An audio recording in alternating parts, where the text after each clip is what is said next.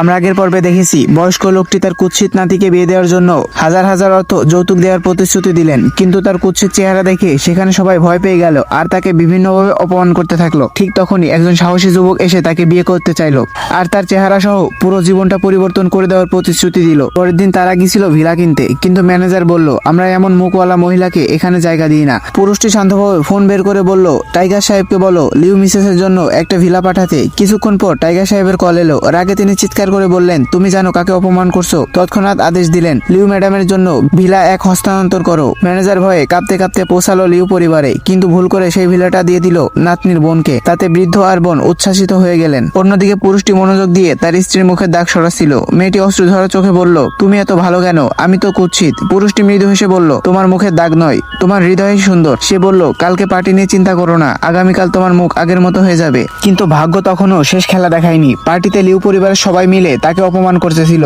অন্য 3 পরিবার মিলে পুরুষটিকে অপমান করছিল।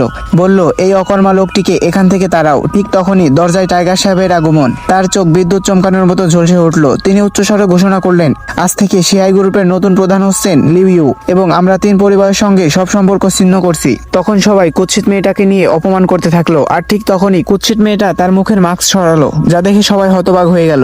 ভিডিওটার বাকি অংশ দেখতে কমেন্ট করো পার্ট 2। গাইস, তোমরা কিন্তু আমার চ্যানেলের ভিডিও দেখার মাধ্যমে একটি শার্ট, টি শার্ট, হ্যাট এবং মোবাইল রিচার্জ সহ আরো বিভিন্ন ধরনের আকর্ষণীয় পুরস্কার জেতার সুযোগ পাচ্ছ। যদি তোমরা এগুলো পেতে চাও তাহলে ভিডিওতে বেশি বেশি কমেন্ট করো এবং শেয়ার করে অন্যদের কাছে পৌঁছে দাও।